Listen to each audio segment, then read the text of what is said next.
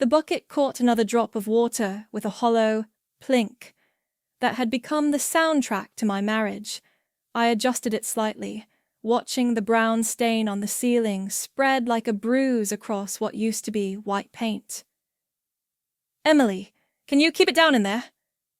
Terence called from the living room, where he was sprawled across our second-hand couch, scrolling through his phone. "I'm trying to watch the game."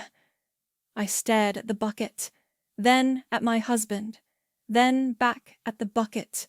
"My name is Emily, and I've been married to Terence Porter for 3 years. 3 years of, we can't afford that right now, and money's tight, babe. And my personal favorite, the family's going through a rough patch. 3 years of cancelled gym memberships, generic cereal, and watching my husband's family cry poverty while I patched our crumbling life together with duct tape and determination. The ceiling's getting worse," I said, moving the bucket again as another drop missed its mark. "We really need to call someone." "With what money?" Terence didn't even look up. "You know things are tight. Mom's been helping us with rent as it is, right?" Sandra's help.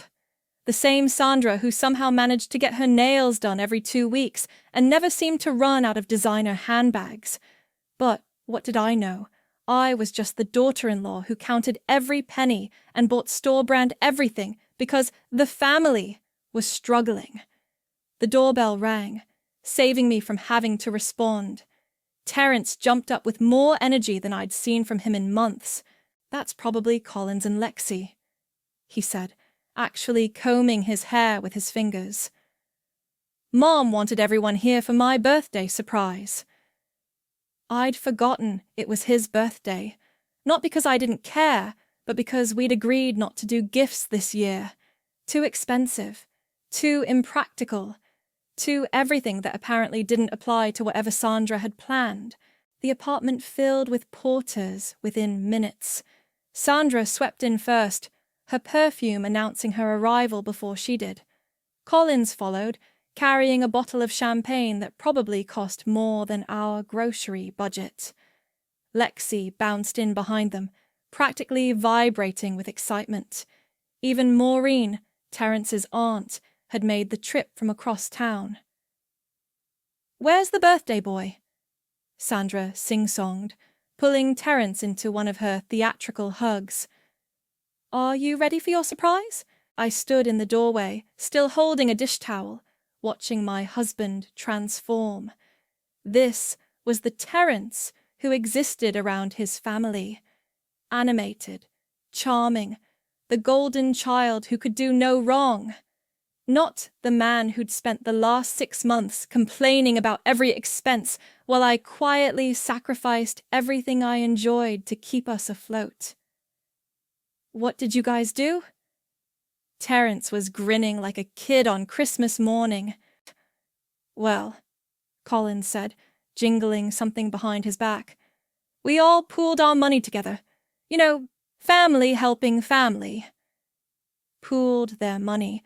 The same people who claimed they couldn't help with our leaking roof had somehow found funds for a surprise. "Close your eyes," Lexi commanded, and Terence obeyed immediately. Collins dangled a set of keys in front of Terence's face. Not just any keys. These had a luxury car logo dangling from them, catching the light like a tiny silver taunt. "Open them!" Terence's eyes flew open. He stared at the keys for a full 3 seconds before letting out a whoop that probably woke the neighbors. "No way! No freaking way!" "It's parked outside." Sandra beamed. "A convertible. You've always wanted one." I watched my husband, the man who'd told me last week we couldn't afford to fix our washing machine, literally jump up and down. The bucket in our bedroom chose that moment to overflow, sending water cascading across the floor. "Oh, Emily!" Sandra noticed me for the first time, her smile never wavering. "Don't worry about that little leak. These old buildings, you know? Nothing that can't wait." She pulled me into a hug that felt like being embraced by a mannequin. Her voice dropped to a whisper meant only for me. A woman should be grateful for what she has, don't you think? I pulled back and looked at her. Really looked at her. At the fresh highlights in her hair, the new earrings, the designer shoes that cost more than my monthly grocery budget. Then I looked at my husband, who was already heading for the door to see his new car, and at Collins and Lexi, who were filming everything for social media. Absolutely, I said, my voice steady as stone. A woman should be grateful, but here's the thing about gratitude. It works both ways, and the Porters were about to learn that lesson the hard way. They had no idea what was coming, but I did, and I could hardly wait. I met Terence at a coffee shop 4 years ago. He was charming, funny, and had this way of making me feel like I was the only person in the room. What he didn't mention during those first few magical months was that dating him meant dating his entire family. You have to understand, Terence had said when Sandra first started calling daily. We're really close. It's just how we are. Close was an understatement. The Porters operated like a small corporation with Sandra as CEO, and everyone else scrambling for their piece of the hierarchy. I thought I was joining a family. Turns out I was just the newest employee, and apparently I'd been hired for the janitorial department. The morning after the car surprise, I was scrubbing coffee stains out of our ancient carpet when my phone rang. Sandra. Emily, dear, I hope you're not upset about yesterday. I know money's been tight for you two. Of course not, I lied, watching brown water seep back up through the carpet fibers. It was a lovely surprise. Good. Because I wanted to talk to you about something. Collins mentioned you've been asking questions about the family finances. I stopped scrubbing. What kind of questions? Oh, you know, about how we managed to afford Terence's gift, about whether we really need help with rent. Her voice had that sweet edge that meant danger. I just want to make sure you understand that family business stays in the family. I haven't been asking. Of course you haven't. You're such a good girl, Emily. You know your place. She hung up before I could respond. I stared at my phone, my hands shaking slightly. Know your place. Like I was a servant who'd forgotten to curtsy. That afternoon, Lexi dropped by unannounced. She had a key, naturally. All the Porters had keys to our apartment, but somehow we'd never been given keys to any of theirs. God, it smells musty in here, she said, wrinkling her nose. You really should do something about that leak. We're working on it. Are you? She flopped onto our couch like she owned it. Because Terence mentioned you've been weird about money lately, like suspicious weird. I kept folding laundry, not trusting myself to look at her. I'm not suspicious. I'm just trying to understand how we afforded the car. Lexi laughed. Emily, just because your family doesn't help each other doesn't mean ours doesn't. We take care of our own. Our own. The message was crystal clear.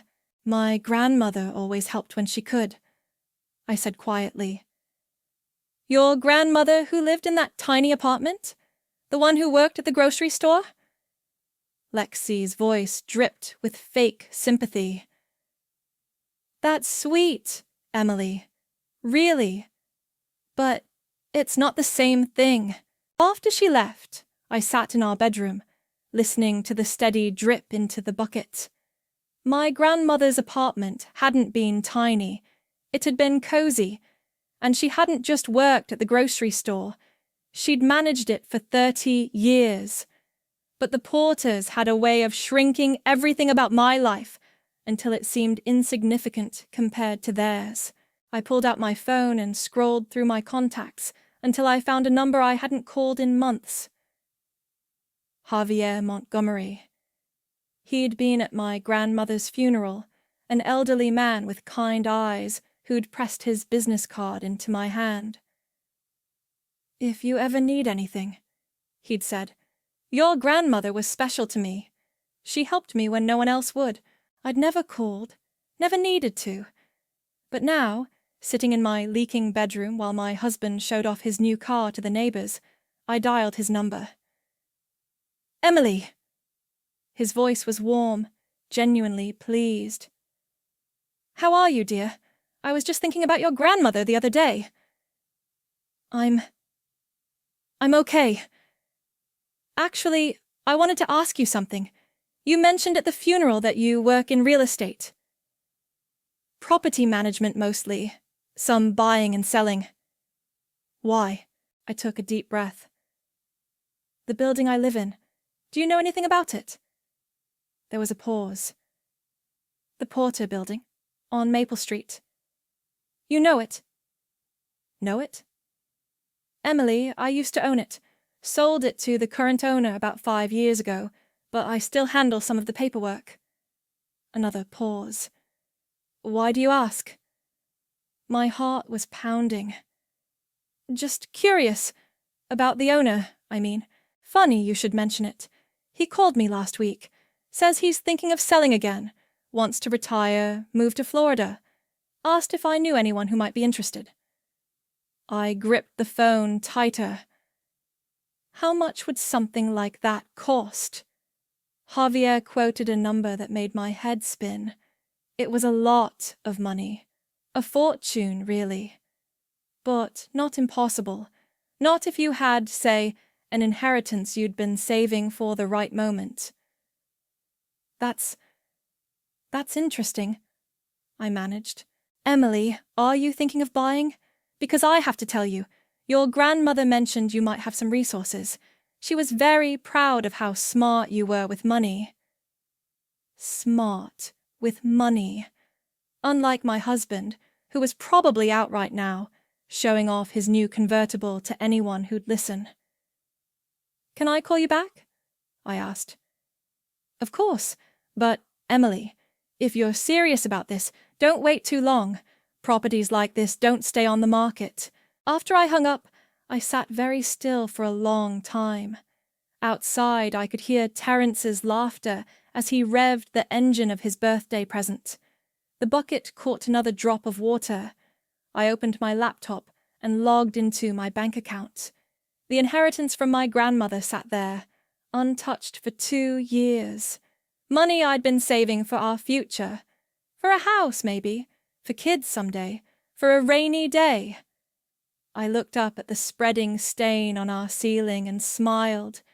It was definitely raining. Javier's office smelled like old leather and fresh coffee. He sat across from me, a stack of papers between us, his weathered hands folded patiently as I read through the purchase agreement for the 3rd time. You're sure about this, Emily? He asked gently. It's a big step. I signed my name with a steady hand. I've never been more sure of anything. The current owner wants to close quickly. We could have the transfer completed within 2 weeks. He gathered the papers, sliding them into a manila folder. But, Emily, once this is done, you'll be the landlord for 12 units, including your own family. I understand. Do you? He leaned forward, his expression serious. Because being a landlord isn't just about collecting rent. Sometimes you have to make hard decisions. Sometimes you have to be the bad guy. I thought about Sandra's cold hug, about Lexi's casual cruelty, about 3 years of being treated like hired help in my own marriage. I think I can handle being the bad guy. The next morning, I called Elias Peters. He'd been the Porter family lawyer for years, handling their leases and contracts. What they didn't know was that he'd also been my grandmother's lawyer, and he'd never forgotten how Sandra had treated him during the lease negotiations, like he was beneath her notice. Emily, His voice was warm when he answered. What can I do for you? I need legal advice about property management, tenant rights, eviction procedures. There was a long pause. This wouldn't have anything to do with the building you live in, would it? Maybe. Interesting. I could hear the smile in his voice. Very interesting. When would you like to meet? That afternoon, I sat in Elias's office while he explained the intricacies of landlord-tenant law.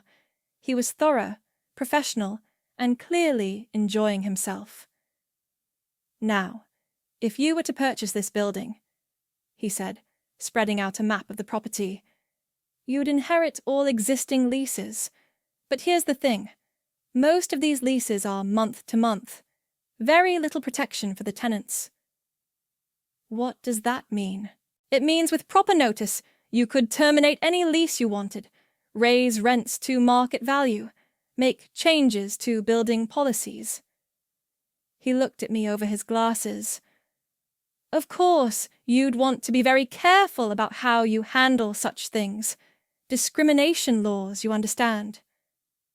Of course, but if someone was consistently late with rent, or violated lease terms, or created problems for other tenants, well, that would be grounds for eviction. Perfectly legal. I was taking notes, trying to keep my expression neutral. And how much notice would I need to give for rent increases?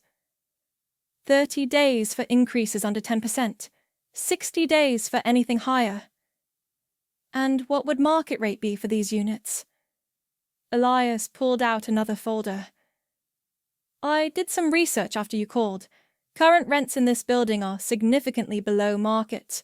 We're talking increases of 40 to 60% to bring them in line with comparable properties. My pen stopped moving. That much? The current owner has been very generous with his tenants, probably why he's not making much profit. Elias leaned back in his chair. Emily, can I ask you something? Sure. What exactly are you planning here? I met his eyes.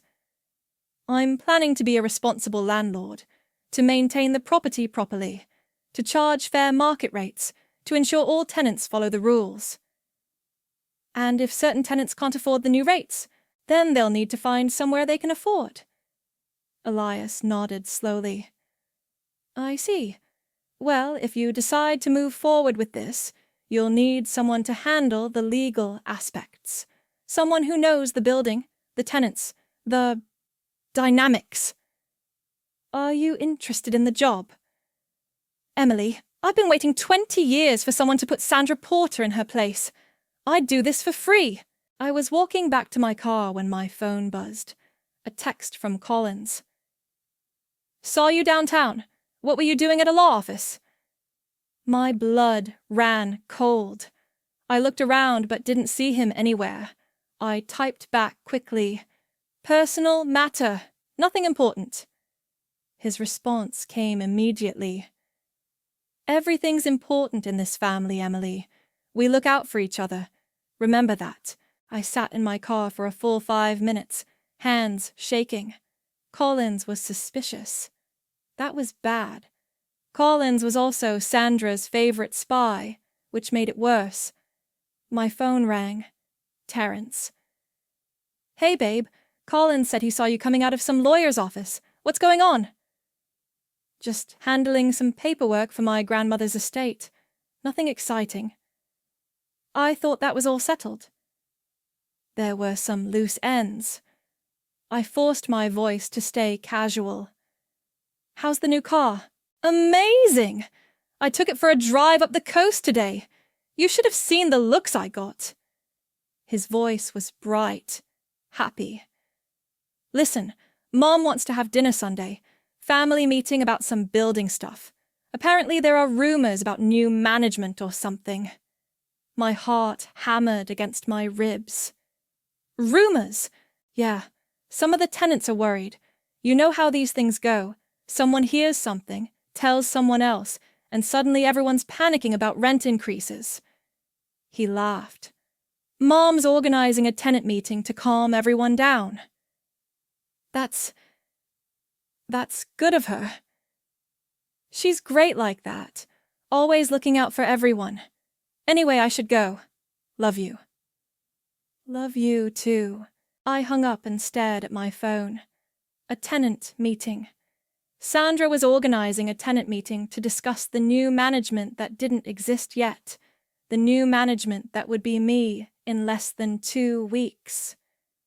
My phone buzzed again. Another text from Collins. We know you're up to something. Don't dishonor this family. I screenshot the message and forwarded it to Elias with a note. Is this considered harassment? His response was immediate. Keep documenting everything. We'll need it later. I drove home slowly, my mind racing. Collins was watching me. Sandra was organizing meetings. Terence was oblivious, playing with his new toy while our ceiling leaked and our marriage crumbled. But in less than 2 weeks, I'd hold all the cards. I just had to survive until then. The closing was scheduled for Friday. It was Tuesday, and I was barely holding it together. Emily, you're being paranoid, Terence said, not looking up from his phone as I paced around our living room. Collins isn't spying on you. He's just protective of the family. He followed me to the lawyer's office. He was probably just running errands downtown. You're making this into something it's not. The bucket in our bedroom chose that moment to overflow again, sending water cascading across the floor. Terence didn't even flinch at the sound.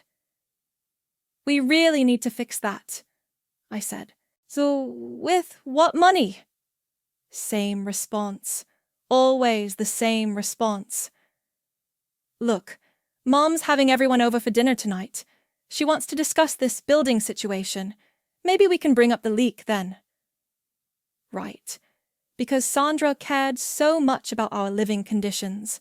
That evening, I walked into Sandra's pristine apartment carrying a store-bought pie. The contrast between her place and ours was stark. Fresh paint, modern appliances, furniture that didn't sag or creak, all paid for by the same family that couldn't afford to help with our roof. Emily! Sandra air-kissed both my cheeks. How lovely. And you brought dessert.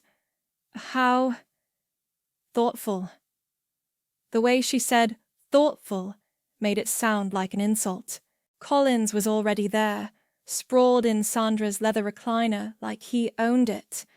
Lexi was curled up on the couch, scrolling through her phone. Maureen sat at the dining table, sorting through a stack of papers. What's all this? I asked, nodding toward the documents. Tenant information, Maureen said without looking up. Lease agreements, payment histories, complaint records. Sandra asked me to organize everything before the meeting. What meeting? The one I'm organizing, Sandra said, emerging from the kitchen with a bottle of wine. There are rumors flying about new building management, and people are getting nervous.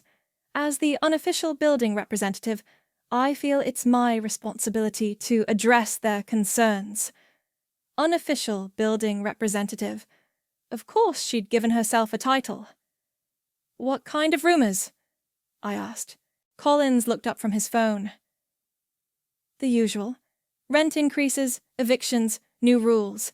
You know how people get when they hear the word change. But there's no new management, right? I kept my voice carefully neutral. I mean, nothing's actually happening? Not that we know of, Sandra said, pouring wine for everyone except me. But I want to be proactive. Show the tenants that we're organized, that we look out for each other. Terence walked in then, still wearing his work clothes but grinning like he'd won the lottery. Sorry I'm late. Had to stop and show the car to Mike from accounting. He couldn't believe it. Still enjoying your gift?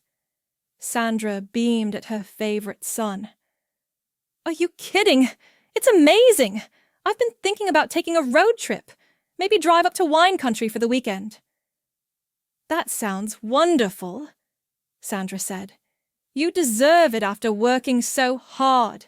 I thought about our overflowing bucket, about the generic cereal I'd been eating for breakfast, about the gym membership I'd cancelled to save money.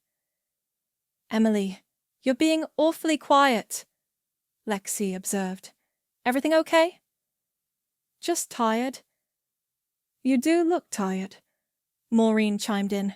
"Maybe you should try that new vitamin shop downtown, though I suppose that might be outside your budget." The casual cruelty was breathtaking. They did this constantly, little digs about money, about my family, about my place in their hierarchy.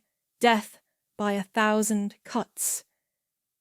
"Actually," I said, setting down my untouched wine, "I've been meaning to ask something about the building finances." The room went quiet. "What about them?" Sandra's voice was carefully controlled. "Well, if money's so tight that we can't afford basic repairs, how are we managing the rent? I mean, what happens if there really are increases?" Colin sat up straighter. "Why are you asking?" "Because I live here too. Because I have a right to know what's happening in my own building." "Your building?" Lexi laughed. "Emily, you rent an apartment. You don't own anything." "I know that. I just meant, you want to stick your nose where it doesn't belong," Collins interrupted. "Just like you've been doing with your little trips to lawyers and your mysterious phone calls." My heart stopped. "What phone calls?" "The ones you take in the stairwell when you think no one's listening. The ones where you whisper about property management and tenant rights." Sandra set down her wine glass very carefully. "Emily, is there something you'd like to share with the family?" I looked around the room, at Collins, who was watching me like a hawk, at Lexi, who had stopped pretending to look at her phone, at Maureen, who was practically vibrating with gossip potential, at Terence, who looked confused and slightly annoyed, at Sandra, whose smile had turned predatory.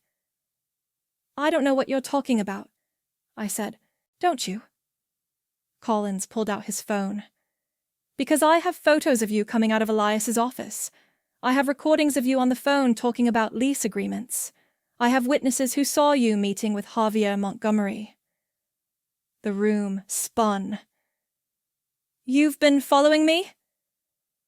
"We've been protecting this family," Sandra said coldly, "which is more than I can say for you." "Protecting it from what? From whatever scheme you're cooking up." Collins leaned forward. "See, here's what I think happened. You got jealous about Terrence's car. You decided we were hiding money from you, so you started digging around, trying to find some way to get back at us. That's not... Isn't it?" Sandra's voice was ice. "You've been acting strange for weeks, secretive, resentful. And now we find out you're meeting with lawyers and property managers behind our backs." Terence finally spoke up. "Emily, what's going on? Are you in some kind of trouble?" I looked at my husband, the man who was supposed to protect me, support me, believe in me. He was staring at me like I was a stranger. "I'm not in trouble," I said quietly. "Then explain," Sandra demanded. "Explain why you're sneaking around. Explain why you're asking questions about building finances. Explain why you're talking to lawyers." I stood up slowly. "I don't owe you an explanation. You owe this family everything," Sandra snapped. "We took you in. We helped you. We gave you a home. You gave me a leaking ceiling and a husband who thinks I'm not worth basic repairs." The silence that followed was deafening. "I think," I said, grabbing my purse, "I should go." "Yes," Sandra said, her voice deadly quiet. I think you should. As I walked toward the door, Collins called out behind me, Emily, whatever you're planning, it won't work. We're family. We stick together. And you're just the help. I closed the door behind me and walked home to my leaking apartment. 3 more days. I just had to survive 3 more days. The next morning, I found a notice taped to every door in the building. Sandra's handiwork, obviously. Urgent tenant meeting. Friday, 7 p.m. Community room. Discuss new management rumors and building concerns. Attendance strongly encouraged. Building tenant committee. Building tenant committee. She'd actually formed a committee and appointed herself chair. My phone was buzzing constantly. Text after text from neighbors asking if I knew anything about the meeting, about the rumors, about what was happening.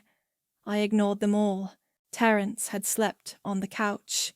When I came out of the bedroom, he was sitting at our tiny kitchen table, staring at his coffee. We need to talk, he said without looking up. Do we?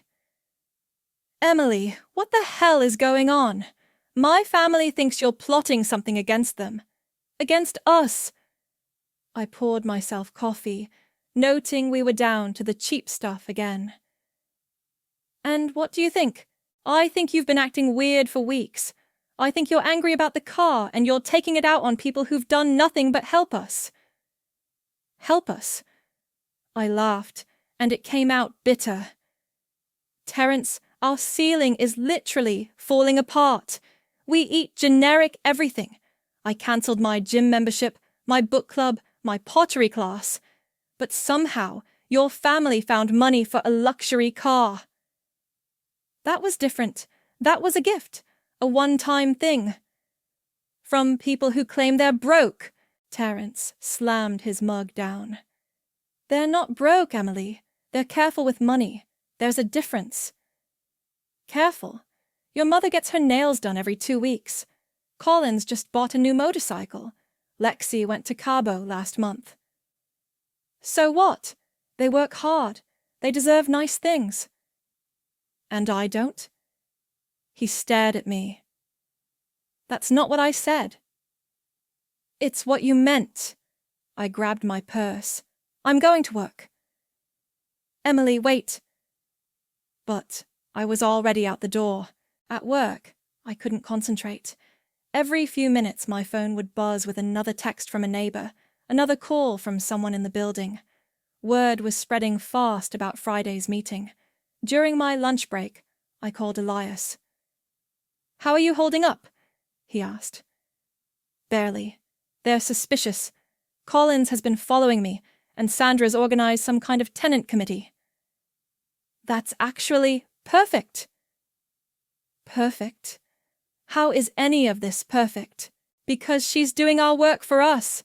She's gathering all the tenants in one place at one time. We couldn't have planned it better. Elias, I don't know if I can do this. They're watching my every move.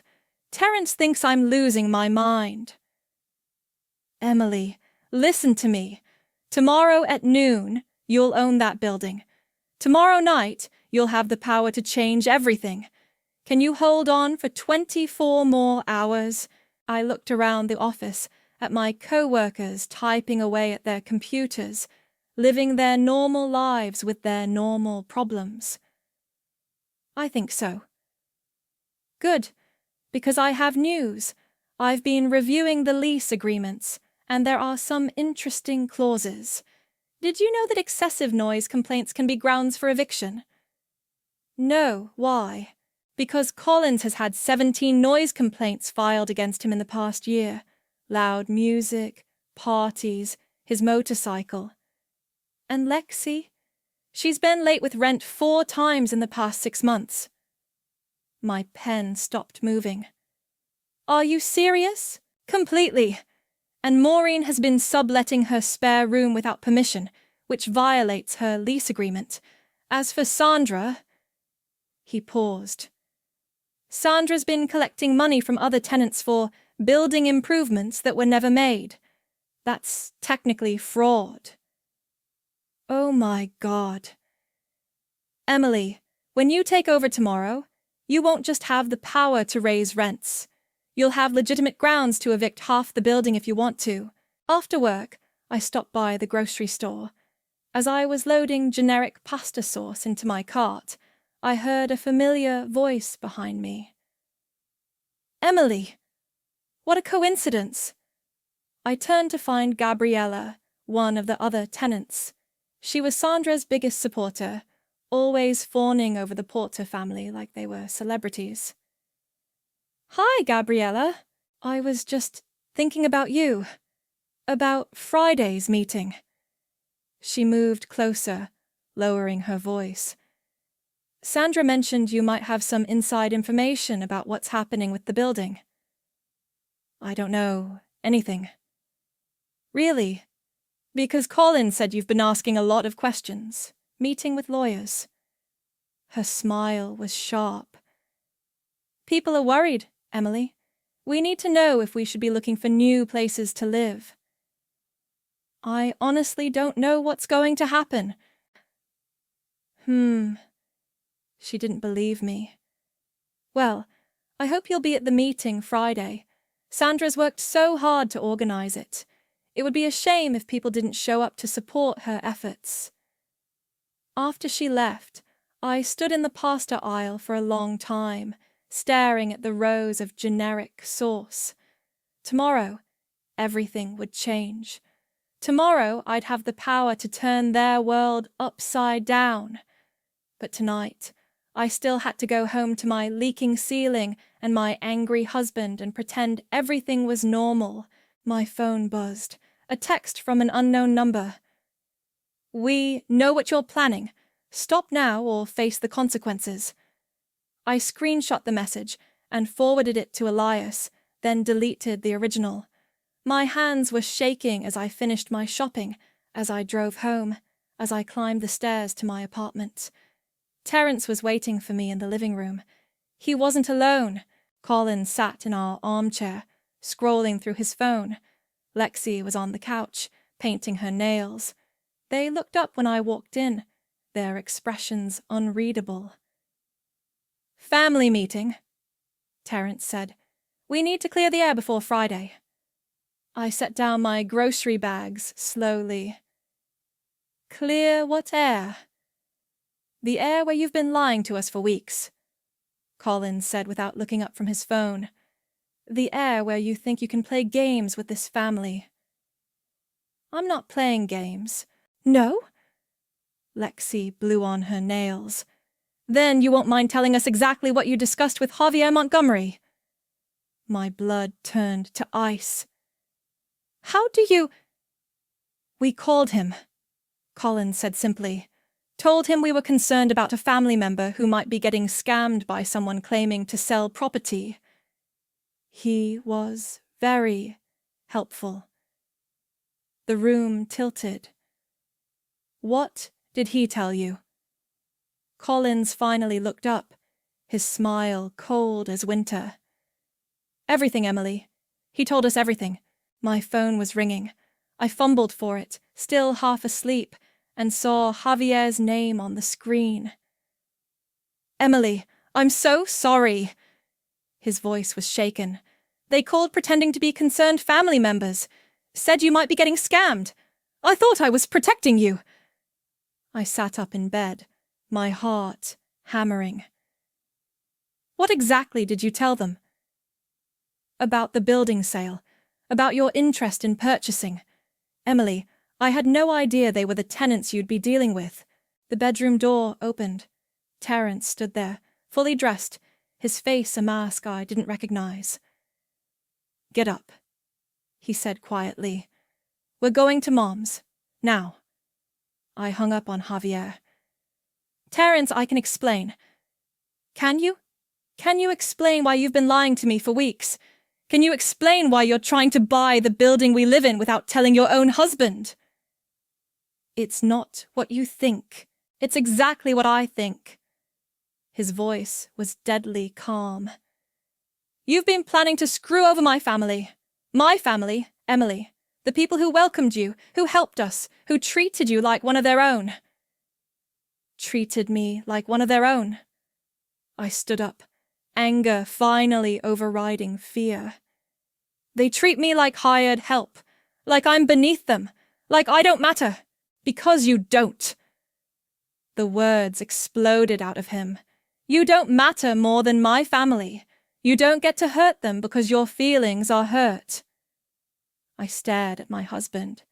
Do you hear yourself right now? Get dressed. We're leaving in 5 minutes. Sandra's apartment was packed, not just with family, but with other tenants. Gabriella was there, along with Mr. Rodriguez from 2B, Mrs. Kim from the first floor, and at least 6 others. They all turned to stare when I walked in. Here she is, Sandra announced, her voice carrying across the room. The woman who's been plotting behind our backs. Sandra, please. Please what? She stood up from her chair, every inch the queen holding court. Please pretend you weren't trying to buy our building. Please pretend you weren't planning to evict us all. I wasn't planning to evict anyone, weren't you? Collins held up his phone. Because I have a very interesting conversation recorded from yesterday. You talking to that lawyer about problem tenants and market rate increases. The room erupted in angry voices. Mrs. Kim was crying. Mr. Rodriguez was shouting in Spanish. Gabriella looked at me like I'd personally betrayed her. Everyone, please. Sandra raised her hands for silence. Let's hear what Emily has to say for herself. All eyes turned to me. I looked around the room at faces I'd known for 3 years. People I'd helped with groceries, whose packages I'd accepted, whose cats I'd fed when they were out of town. I did put in an offer on the building, I said quietly. The room exploded again. Sandra had to shout for quiet. Why? Mrs. Kim's voice was barely a whisper. Why would you do this to us? I looked at her genuine confusion and hurt, and felt something crack inside my chest. Because I live here too, I said. Because I have a right to a safe home. Because I'm tired of being treated like I don't belong. So you decided to become our landlord? Mr. Rodriguez's voice was incredulous. To have power over all of us. I decided to take control of my own life. By destroying ours, Gabriella snapped. Do you have any idea what market rate means for people like us? We'll all have to move. Some of us have lived here for decades.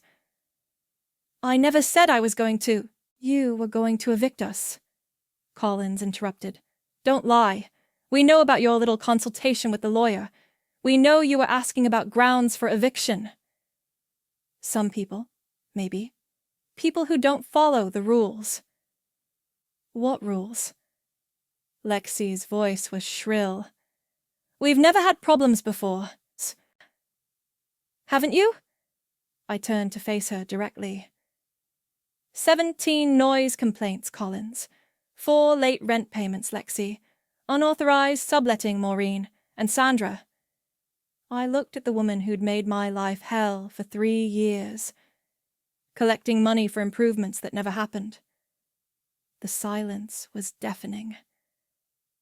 You've been investigating us. Sandra's voice was barely controlled. Spying on your own neighbors. I've been protecting myself. From what? Terence stepped forward. From people who love you? From a family that took you in?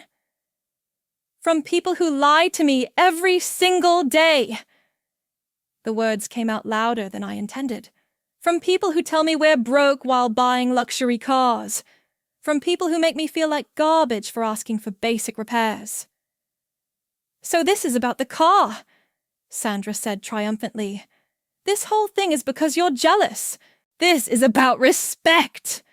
I was shouting now, and I didn't care. This is about being treated like a human being instead of a servant.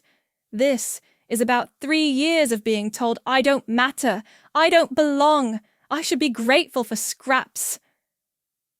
You should be grateful, Maureen spoke up. We didn't have to accept you.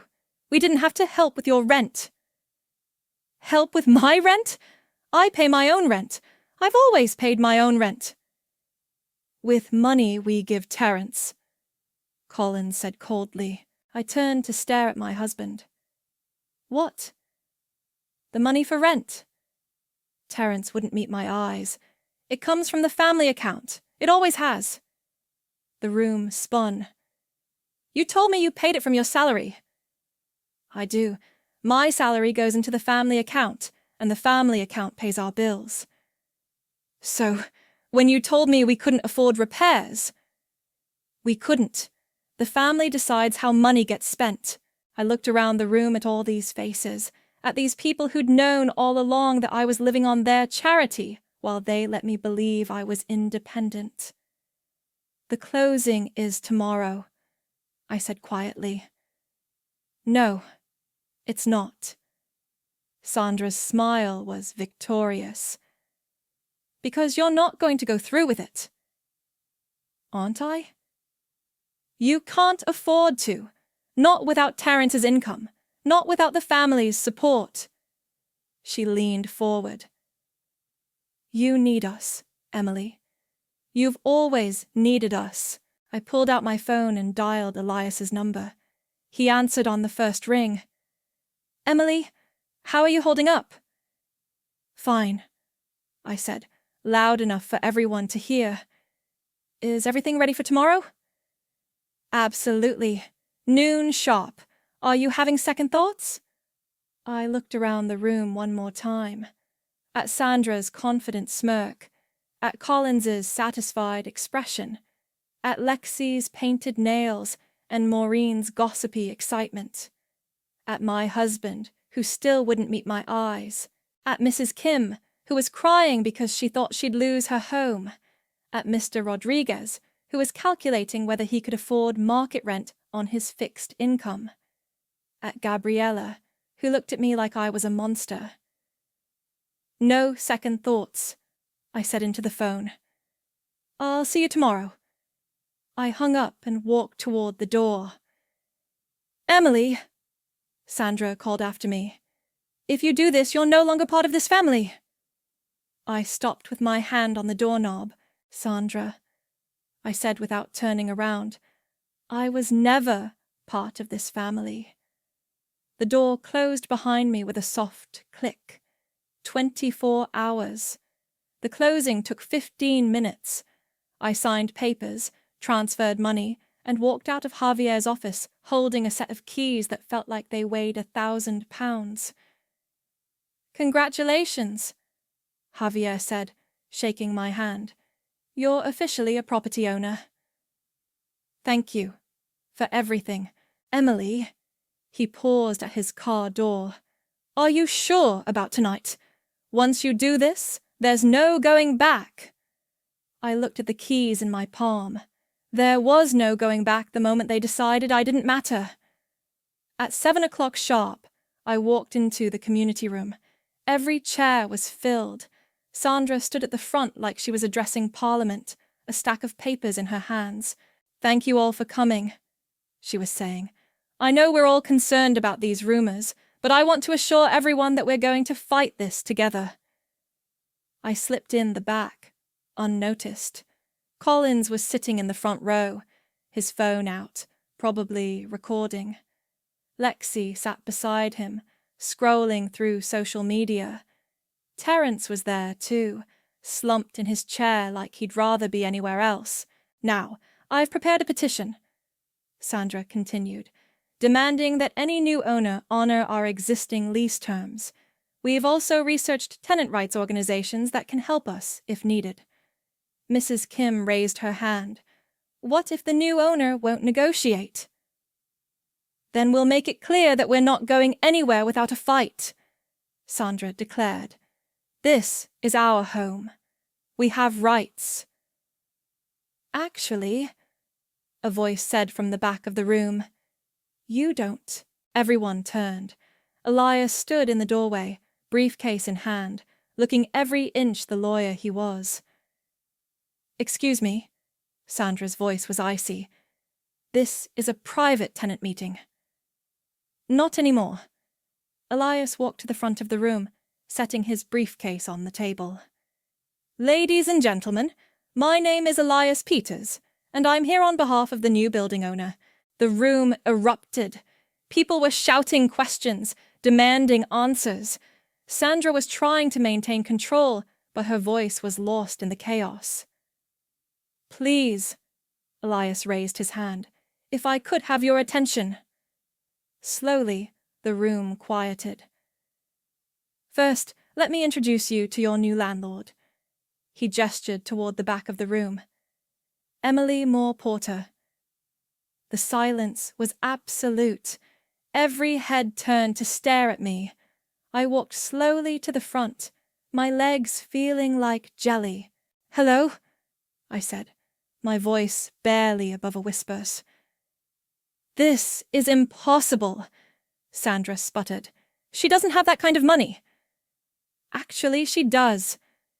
Elias opened his briefcase and pulled out a folder.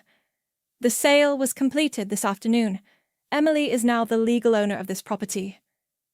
Collins jumped to his feet. This is fraud. She's been planning this behind our backs. Planning what? Buying a building that was for sale?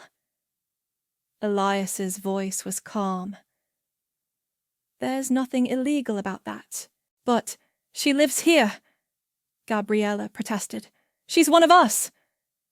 She was one of you, Elias corrected. Now she's your landlord. I stepped forward, my hands shaking. I want to address some concerns. We don't want to hear from you, Collins snapped. You're a liar and a traitor. Collins, please. No. He was on his feet now, pointing at me. You sat in our family dinners. You pretended to be broke. You let us help you while you were plotting against us. Help me. The words came out louder than I intended. You call making me feel worthless, helping me. We gave you everything. Sandra's voice was shaking with rage. A home, a family, support. You gave me a leaking ceiling and constant reminders that I didn't belong. So you decided to destroy us all? Lexi stood up, her face flushed. Innocent people who never did anything to you. I looked around the room. At Mrs. Kim, who was crying quietly. At Mr. Rodriguez, who looked defeated. At the other tenants, who were staring at me with a mixture of fear and hatred. I'm not destroying anyone, I said quietly, but things are going to change. What kind of changes? Mrs. Kim's voice was barely audible. I took a deep breath. Rent will be adjusted to market rates, effective in 60 days. That's a 40 to 60% increase for most units. The room exploded again. People were shouting, crying, demanding explanations. Furthermore, I continued, raising my voice, any tenant with outstanding lease violations will receive termination notices. What violations? Mr. Rodriguez demanded. Elias pulled out another folder. Collins Porter, 17 noise complaints, property damage from motorcycle maintenance in the courtyard. Lexi Porter, 4 late rent payments in 6 months. Maureen Porter, unauthorized subletting. Sandra Porter, collecting money from tenants for improvements that were never made. That's harassment! Collins shouted. You can't evict us for petty complaints. Actually, I can. I looked directly at him. You have 30 days to find new housing. Sandra stood up slowly, her face white with rage. You vindictive little... Careful, Elias warned. Threatening your landlord could be grounds for immediate eviction. This isn't over. Sandra's voice was deadly quiet. We'll fight this. We'll sue you. We'll make sure everyone knows what kind of person you really are. What kind of person am I, Sandra? I stepped closer to her. The kind who expects basic respect? The kind who wants a safe home? The kind who's tired of being treated like garbage? You're the kind who destroys families. Terence spoke for the first time, his voice hollow. You're the kind who lies to people who love her. I turned to look at my husband. Love me? Terence, when's the last time you asked how I was feeling? When's the last time you chose me over your family? When's the last time you treated me like I mattered? He stared at me, mouth open. No answer, Studge. That's what I thought. I turned back to the room. The rent increases and eviction notices will be delivered tomorrow.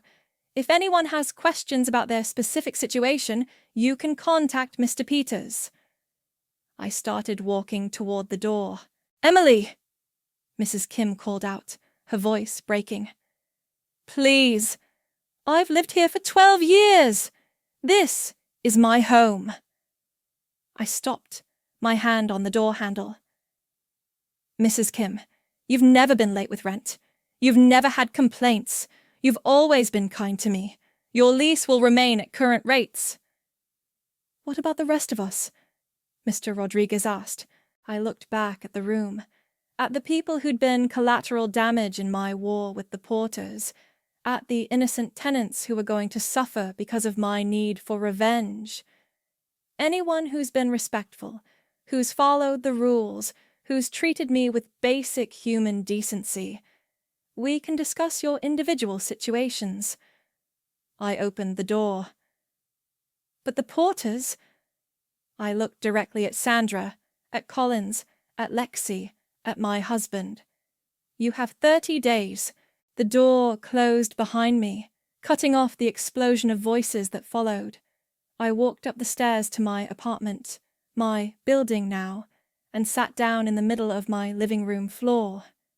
It was done. I'd won. So, why did I feel like I was falling apart? The moving truck pulled away from the curb, taking the last of the Porter family belongings with it. I watched from my window as Sandra climbed into Collins's car, her face a mask of fury even from 4 stories up. Lexi followed, slamming the passenger door hard enough that I could hear it through the glass. Terence was the last to leave. He stood on the sidewalk for a long moment, looking up at our old apartment. Then he got into his convertible, the car that had started it all, and drove away without looking back.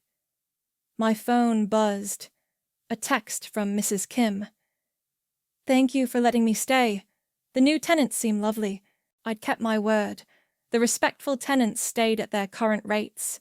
Mrs. Kim, Mr. Rodriguez, and 3 others who'd treated me with basic human dignity over the years. The rest of the units I'd rented to carefully screened new tenants at market rates, people who appreciated having a responsive landlord who fixed things promptly and didn't play favorites.